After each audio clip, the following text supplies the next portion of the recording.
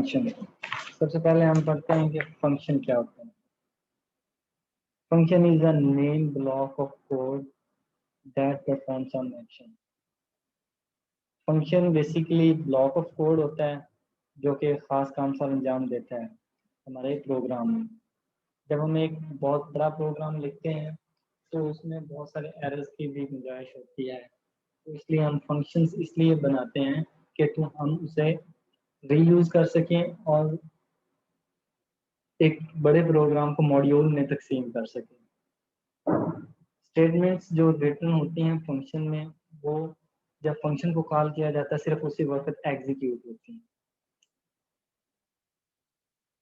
Each function as its unique name. Function का एक unique name होता है। हम एक एक फंक्शन के दो नाम नहीं रख सकते। अगर ऐसा करने से हमारे प्रोग्राम में एरर आ जाएगा और हमारा सारा लिखा प्रोग्राम का कोई खास फायदा नहीं होगा।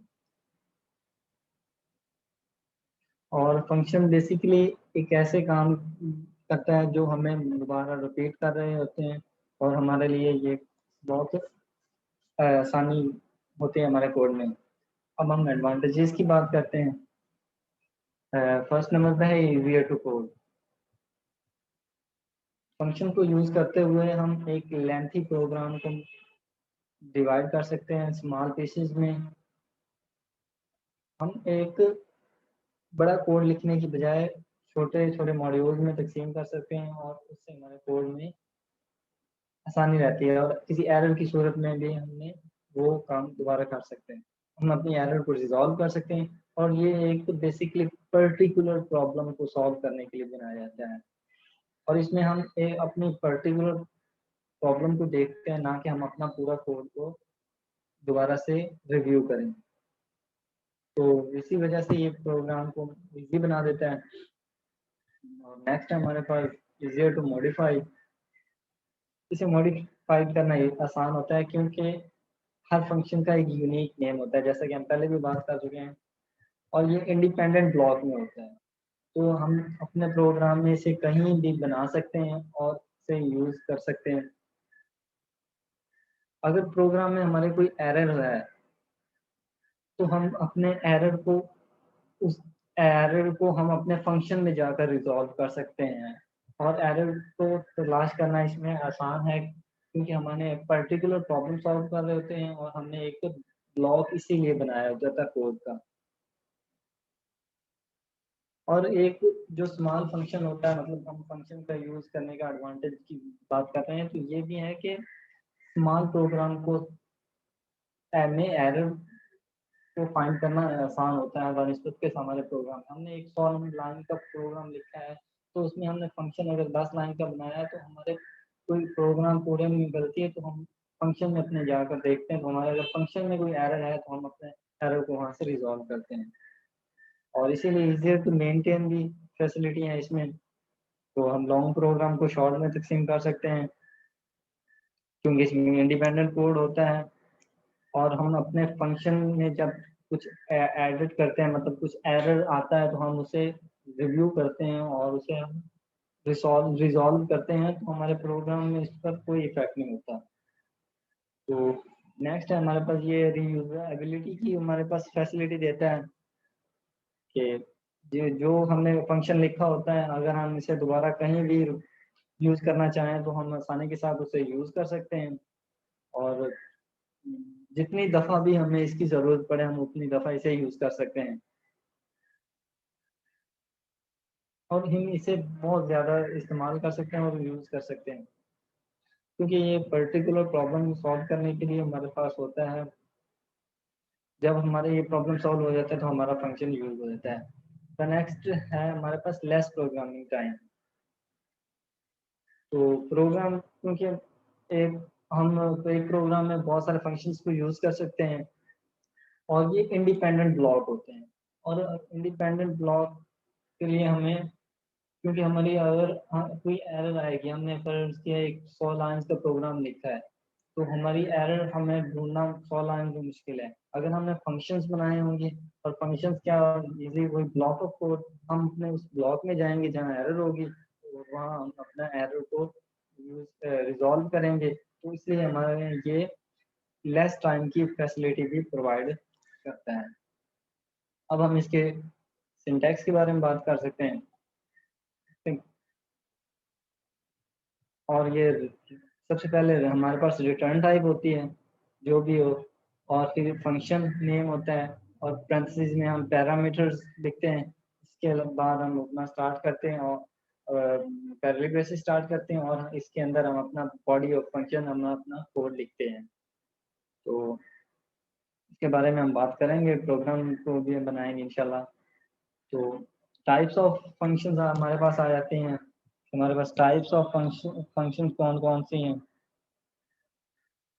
तो हमारे पास एक है यूजर डिफाइंड फंक्शन, जो कि यूजर बनाते हैं, और एक है बिल्ट इन फंक्शन।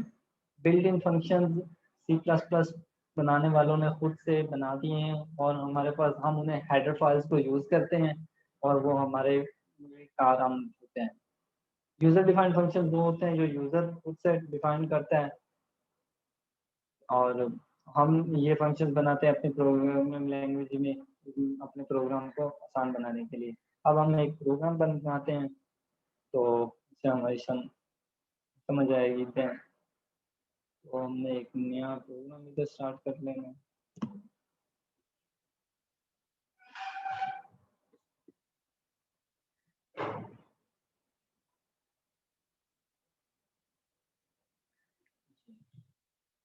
ये हमारा प्रोग्राम में बेसिकली हमने दो नंबर्स को ऐड करना है, तो इन फंक्शंस को यूज करते हैं। पहले हम इधर लिख देते हैं।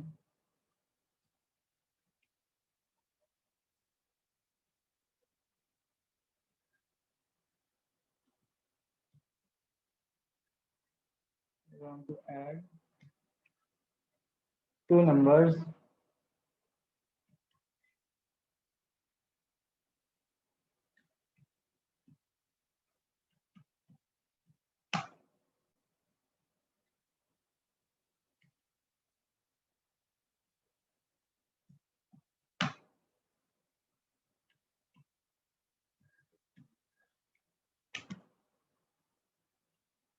अब हम अपनी हेडर फाइल इसमें इंक्लूड करते हैं, अपना प्रोग्राम स्टार्ट करते हैं।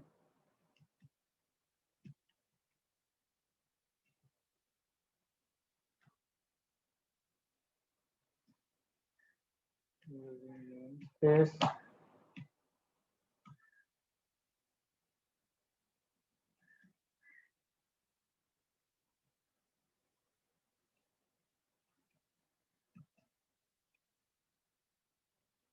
अब हम फंक्शंस को डिक्लेयर करते हैं, तो मैं इधर लिख भी देता हूँ।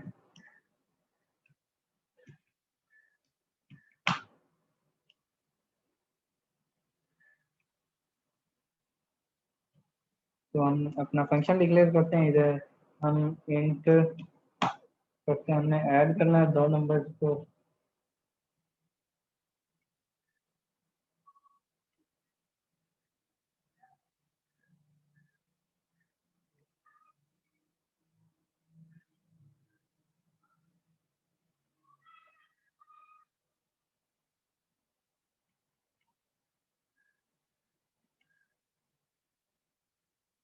हम कर लेते हैं इसमें इंट ए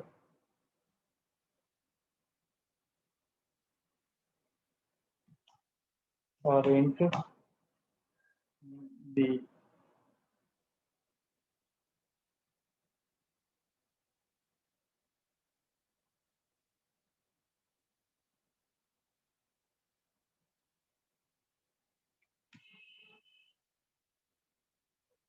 प्रोग्राम इधर से स्टार्ट करते हैं,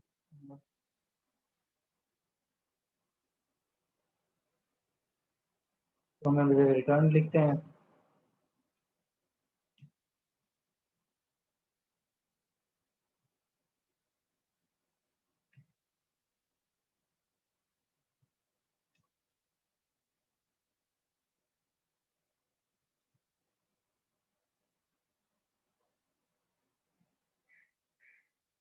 अब हम अपना मेन फंक्शन यूज करते हैं यहाँ से।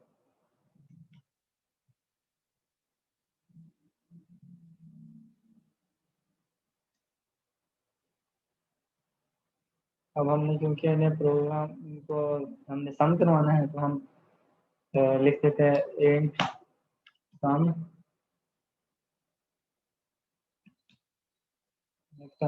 अब हमने फंक्शन को कॉल करना और वैल्यू भी स्टोर होगी यहाँ पर, हम लिख देते हैं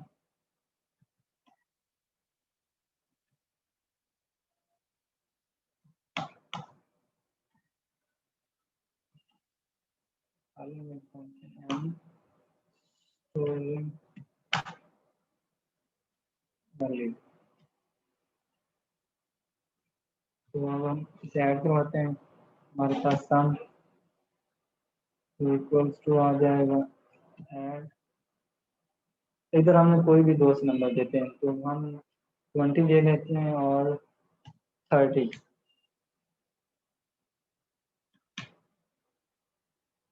इधर हम अपना प्रिंट करवाते हैं, सी आउट लिखते हैं।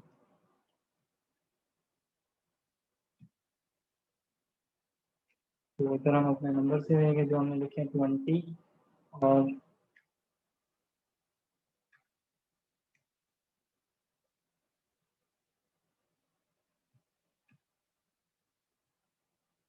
इधर हम इसे सम दोबारा से एंड एल कर लेते हैं ताकि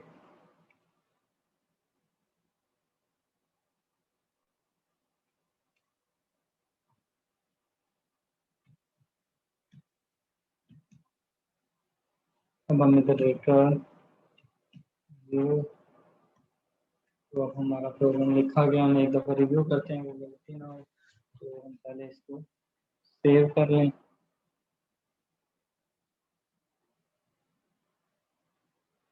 फिर डेस्कटॉप पर सेव करते हैं।